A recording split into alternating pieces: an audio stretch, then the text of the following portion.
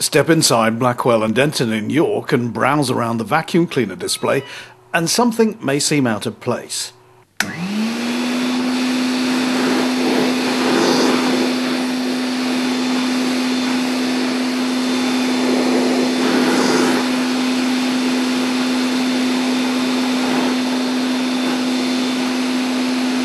For years now, they've had a big display of Hoovers from the past. Now the store is being refurbished and they're looking for good homes for some of their vintage cleaners. Well, we've always been associated with being an expert of vacuum cleaners and things like that, so it seemed appropriate in the showroom to have something from old stuff to new, basically, to sort of show, you know, this is how they used to look and this is sort of your equivalent now. It was always something we've always had since I've started it. It's always something we've had on display to show people, basically. Because we've had a refurbishment, we've had to get rid of some of the machines and smaller range down, but we're just trying to find somewhere to give these a good home and sort of pass them on somewhere. So it's somewhere to keep them as part of history, isn't it? So I want it to go just to a good home and be looked after. Vacuum cleaner collecting is in the news at the moment.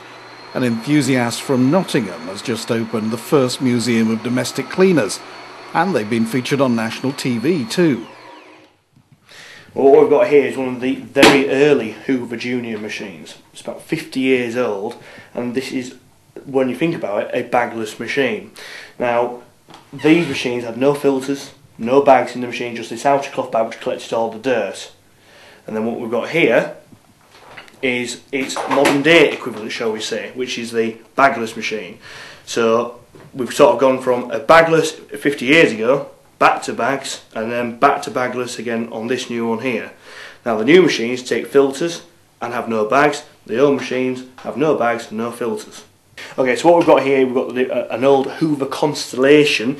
These were built between the 1950s and 1980s, and the really rare thing about this machine was it actually floated. When you switch it on, it used to float on about an inch of air, so it used to hover across the ground, which basically meant it was very easy to be able to pull round with you, and if you had any carpet strips or anything like that, you used to just be able to float over the top without any issue of it, you know, trapping. There's no wheels or anything to get caught on anything like that. It was just basically a first sort of design making vacuuming, shall we say, easier and lighter to pull the machine around with you. Yeah. Anyone who fancies giving a good home to some of these cleaners should contact Blackwell and Denton direct. David Dunning, Press Video News in York.